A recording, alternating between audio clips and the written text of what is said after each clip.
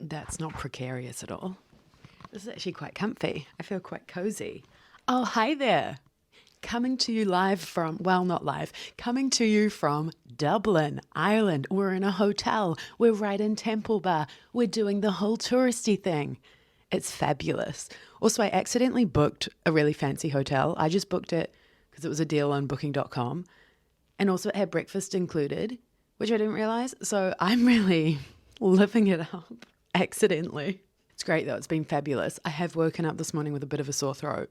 I've done one night. So I flew in early morning yesterday, Manchester to Dublin, did a whole day exploring, checked in the afternoon, went out.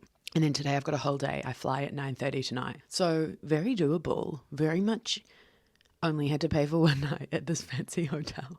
2 full days, 1 night of accommodation. I mean, I'll quickly go through what I did because we're here now. Came in, landed 8:30, was in the city by 9:30 on the Dublin Express, if you want to take notes. Then I went for a walk, happened upon Harpenny Bridge, the bridge. Went to this bagel shop, got a little bagel for breakfast, did a little bit more of a wander, found this main strip. I was like, cool. Then went to Trinity College, had a little wander. Then I had a booking at Guinness Storehouse for the afternoon. That was literally the only thing I booked for this trip, apart from the accommodation and the flights, obviously. And then on the way, went via the Molly Malone statue, which I have some thoughts on, but now's not the time. Then went to the Storehouse. The Storehouse is amazing. I get why people rave about it. That place was insane. So immersive, so artsy, so educational. And a free Guinness at the end. I mean, you're living. Walked back, checked into the hotel, and then this is where I crashed. Because I was running on 3 hours of sleep yesterday, which is probably why I have a sore throat today. Anyway, I overdid it. Crashed, and I timed my meals wrong. So a couple of faux pas, but we move on. Had a nap when I got back. Picked up some food, had a nap, got ready to go out. This is how I messed up the meals because I didn't really have dinner. I had like a dinner. Anyway, I went out through Temple Bar and I just wanted to people watch. I just wanted to see the vibes, get a sense check on what everyone's like here when they visit. A lot of groups, a lot of like gal groups, lads groups, doing their thing, having a crazy weekend, big piss up, that sort of thing. So I loved people watching on the streets. Then I went into the classic Temple Bar pub, the red one, because I wanted to see some live music, have a Guinness, be the stereotype, live the stereotype live. So I did that when I got a Guinness, was in the crowd. It was literally like the tightest mosh pit I've been in for years. Like, that's what mosh pits were like when I started going to concerts. It was crazy in there, but it was great because it was crazy. Live music was beautiful. Everyone was singing along, all the crowd favorites, da-da-da-da-da. Had to chat to some guys from Derby. Had to chat to some ladies from Dublin. It was great. It was fantastic. Then after that, this is where I made another little error because I was like, okay, what next? My mate had sent me this party that was going on, and I was like, okay, yeah, maybe I'll go to that. And then I got to the point where I was like, I'm actually not feeling 100%, and I'm actually pushing it, and I'm happy with just going to see that live music at Temple Bar. So did a little loop, got some food, came back, and slept for like 8 hours. It's been beautiful. I had the best sleep. Oh my gosh, this bed is beautiful. Love you. I really love what you did here. You know that classic like hotel linen where it's soft and like crisp at the same time and it just flops around you and it's so squishy? That was me. I woke up sideways. Like my legs were over there and my head was over here. I had a great sleep. Anyway, then I went and had my hotel breakfast and now I'm back. Anyway, wow. I don't know if that was necessary for this because actually what I want to talk about, well, kind of is solo travel, because I kind of forget that solo travel is a thing, right? Like I do it a lot. I love it. I love solo traveling. And it came up a few times in conversations in the lead up to this trip of different people being like, what, you're going to Dublin by yourself? And then even the hotel receptionist was like, you're here by yourself? Oh my gosh, good on you. Well done. Da, da, da. At the breakfast this morning, they were like, just one? And I was like, yeah, it's me, myself, and why? So I forget that it's a thing, but I love it. I've done a lot of solo travel. Someone asked me to list the places, and I feel like I forgot some. From recent times, I've done Barcelona, Milan, Paris, Germany, Scotland, Wales, Ireland, Ireland, Dublin. And then I just travel a lot by myself anyway, whether that's within England for work, going to different places in England, or, even going back to New Zealand, I do that by myself. Obviously, once I'm there, I'm with people. But, I just travel a lot by myself. I'm just a loner. I have friends, okay? I do have friends, and I do have family. I don't have a loved one, but we're getting there with that. That's a topic for another day. However, I do love solo travel, and I really recommend that lots of people do it because you really get to know yourself. And it's not because it's like some, live, laugh, love, Pinterest mood board bumper sticker, go travel the world, see everything, la la la. But you just inevitably get to know yourself so well because you're by yourself outside of your normal everyday settings. So you've not got the distractions of everyday life, and you just really get to know yourself. You learn yourself. You understand your thought process. You understand your problem solving approach. You understand what makes you tick, and you understand, your motivations, I think, a bit more.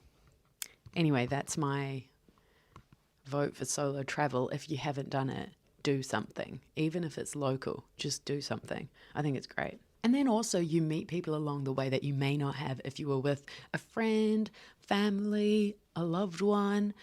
And when I say loved one, I guess I mean partner, because I hope you love your friends and family anyway. But you meet people that you may not have if you were with your normal loved humans. That's not a correct sentence. For example, I had the best time in Barcelona one night because I went out to get dinner at a tapas bar, sat down, got chatting to the guy next to me. His friend joined us. The three of us ended up having food together and then going to a different bar for cocktails, and it was a beautiful night. He's from Portugal but lives in Barcelona now. She's from Brazil and was visiting for an expo.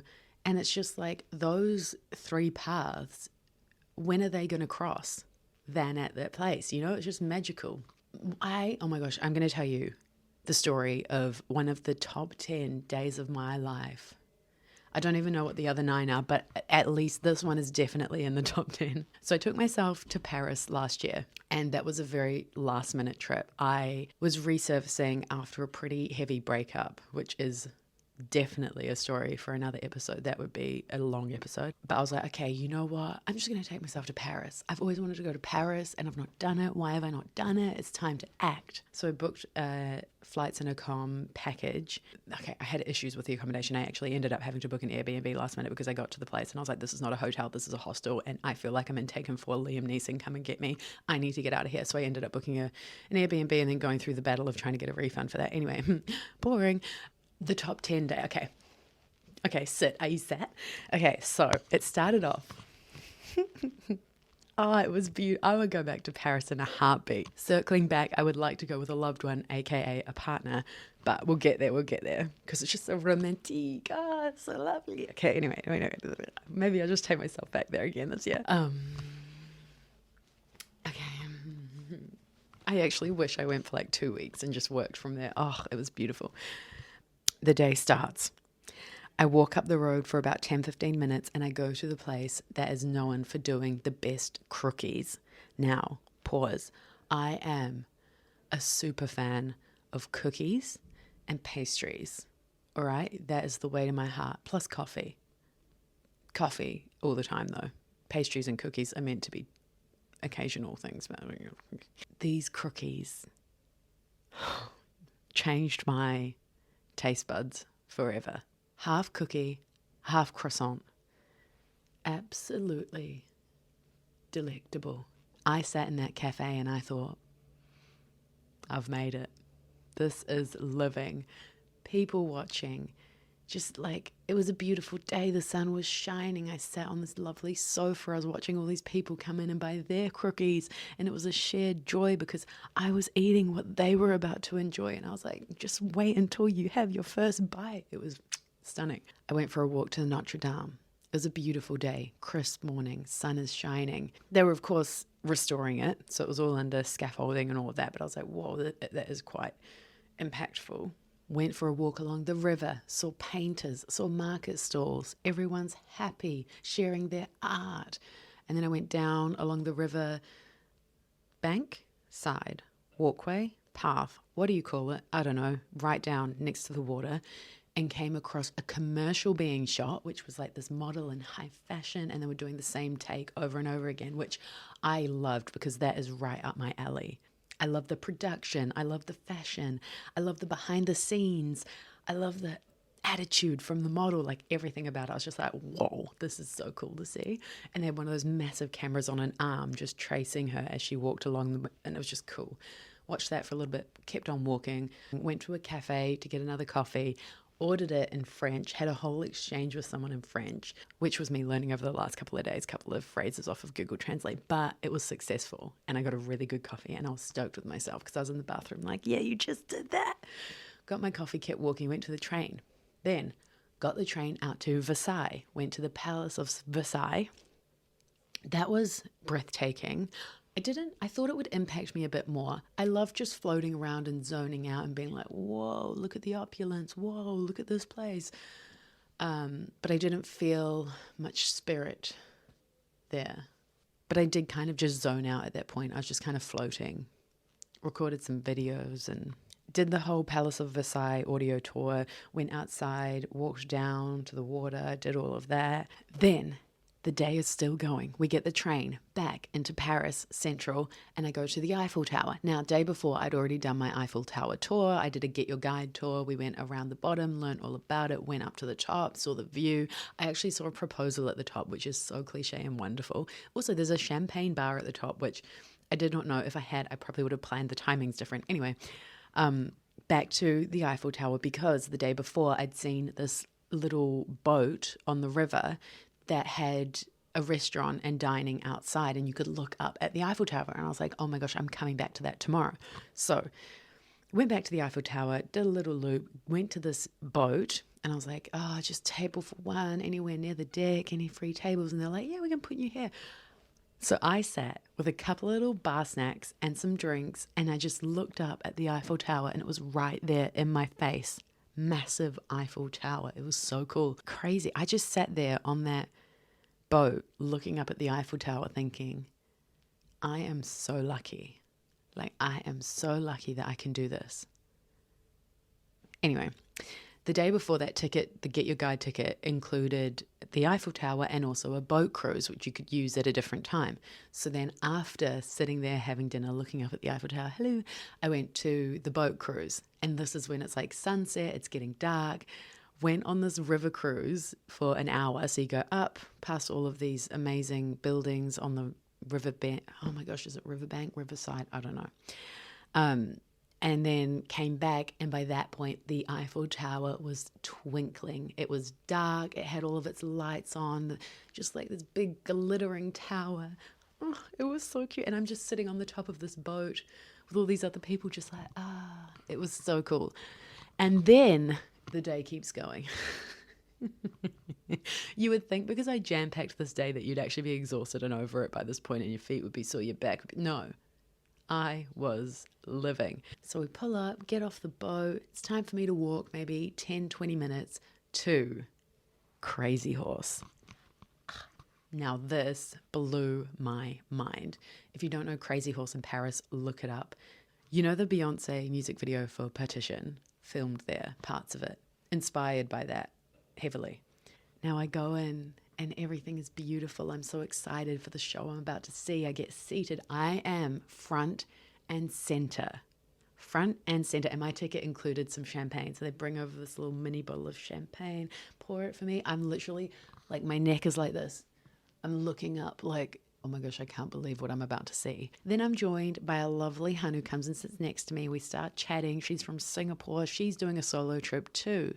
Then another hun comes. She's sat next to us. She's doing a solo trip. She's from Germany. So then we've got the three of us front and center with our champagne, ready to enjoy the show. And this show blew my mind. I was like, I think I was just like, my jaw was on the floor the whole time. I was just like, these ladies are incredible. I want to be like them. Let me move to Paris. I'm obsessed. It was incredible. If you go to Paris, you have to go to Crazy Horse. I can't believe it. Then after that, we were like, oh, should we go for a drink? The hun from Germany was like, I'm going to go home. I've got an early flight. We were like, no worries. Lovely to meet you. And then, so the bartenders and staff at Crazy Horse had been lovely, so friendly, because we were sat there after the show had finished and people had left doing photos and videos because just obsessed with the whole setting. It was beautiful. And they were so lovely. And he was like, oh, have another drink. So he poured us another champagne and we were like, hee hee, free champagne in Paris at Crazy Horse. And then he was like, oh, all of us staff are going to go across the road to this bar afterwards. That's where we go for after work drinks if you guys want to join. And then we were like, oh, should we? Me and the hun from Singapore were like, do we not? She's like, I'm on the fence, so I'm just going to go home. And I was like, okay, cool. And I was like, you know what? I'm going to go. So went across the road, had this drink, learnt all about Miss Beyonce coming to film her Partition video there. I got some intel. And then went home. And honestly, when I got back to my bed in my little Airbnb in Paris, I was just lying there like, this day from start to finish was everything. It was perfect. I couldn't have wished for a better day. And that's my testimonial for solo travel. But you know what I mean? If I hadn't have just gone, you know what, I'm taking myself to Paris, that day would never have happened. And it's literally one of my favorite days of my life. I probably didn't do it justice in my description because I was going through the chronological aspects rather than really highlighting the joy. But believe me when I say that day gave me so much fulfillment and joy. Like the memories. Love it. So if you're listening to this being like, oh, I don't know if I'd like want to talk to people though, fine, just zone out. Like have your moment by yourself. Just people watch. Like it is interesting. But you do end up talking to people unintentionally anyway. You just got to embrace the random. Don't force it, like don't force yourself to talk to people. Don't force yourself to do things you don't want to do. That is the whole joy of being solo, is you literally choose your day. You do what you want to do. Full stop. But don't force it, because then you probably will not enjoy it. Or you'll probably try and make it something that you think it should be rather than what it is. Just roll with it. Having these connections is also just so fulfilling and magical to me. Like I love that because, you connect on Instagram when you meet people, I think just by default. But just knowing that we're connected on Instagram, someone from Brazil, someone from Germany, someone from Singapore, and everyone says, if you're ever in Singapore, message me. If you're ever in Brazil, message me. And you'd have a great time. Like I'm getting goosebumps just talking about it. But I just think it's so magical, like there's people all over the world that I'm now connected to. Oh my gosh, am I getting emotional? Sorry, let's just take a moment. Get it together. I've got makeup on, I can't get emotional. When I moved from New Zealand to the UK, I sat with my mum and I remember this conversation. We were on the sofa at home and she was like, so what is it? Like, what is your why for going? And I was like, I literally don't know how to describe it other than I just want to breathe the air on the other side of the world. I have no big lofty goal. Obviously, I was going through a career change. Well, not obviously. I was going through a career change. So that was a massive part of it. But the motivation was to just be there, to just be, to just experience, to just see what happens, to just go and do something different. Because the lead up to that change, I had been so slotted, so routined, so the realization I had was, oh my gosh, is this going to be my year for the rest of my life? The same year over and over and over and over again for the next 40 years. And that scared me so much. And I just wanted something new, something different, with no pressure on it, just to see what it was. Then me and my friend went and traveled Italy, Greece, and Croatia. And oh my gosh, that was fantastic. That was beautiful. Oh my gosh, I love Italy. Oh, anyway, the point being, don't put pressure on it. Embrace the random and just go and experience by yourself and see what you learn or what experiences you gain, what people you meet. If you don't meet people, fine. What other joy did you find from it? Plus, I think it builds a lot of pride in self, ownership of self, self-trust. You know you can depend on yourself and you'll figure it out and you've got your back, you know? And you might already be an independent person, fine. But you just really hone in on that element of, I trust myself to figure it out, which then filters onto other areas of your life. You know, with career, I trust myself to figure it out. If something goes wrong, I know I've got my own back. I've done it before, I can do it again. That reassurance that it's okay. Like if you're stripped back to just being you without all of your belongings, without all of your normal surroundings, without all of your bubble around you in another country by yourself, you've got everything within you to be able to achieve what you want to achieve. And you can do it and you will do it. I think that ultimately is what solo travel adds to your life. Like, who are you without all of the noise? Now that I say that out loud, it's funny because things happen in my life and it's kind of just like comical because it's like, oh my gosh, how does this happen? But it doesn't really faze me. Like, so many random things happen in my life and I'm just like, because in the scheme of things, I'm like, I'll work it out, you know? Like, I might be down about something. I might be like laughing because if I don't, I'll cry. But at the end of the day, I'm like, oh, well, you know, like it's happened now, or like worse things have happened. You know, that whole perspective of what are you going to do about it? Like, what's the next step? Like, I'm always focusing on the next step or the solution or the way forward because I'm like, there's literally no point sitting here mulling on it. Like, let's just keep it moving, which I also think has come from a lot of these experiences. I'm just generally doing stuff by myself. Like I said in the beginning, like traveling around England a lot for work. You know what I mean? Like, I think you just really get into a zone of don't sweat the small stuff. You have some perspective on life. You've seen life from different angles. All of that. Now that I'm talking about all of this, it makes me want to book more trips this year. I want to go to Dubai next. Dubai is top of the list. I will get to Dubai this year. All right, in saying that, let's go explore more of Dublin. I'm going to go to the castle, Anne Street, the arcade, George Arcade, and get a bit lost, I think. I've got 7 hours, so we got time. Anyway, solo travel is great. Do something for yourself this year and just let it be. Don't force it. Don't have an agenda. Do something you want to do, not what you think you should do, what social media has told you you should go and do, just something that piques your interest somewhere. Just go and do it without an agenda, without pressure. Just go and see how it feels. Oh my gosh, that kind of sounds like I'm saying go off grid. You don't have to go off grid, but just go by yourself. Editing this is going to be interesting. Anyway. Love you lots. Ireland. We're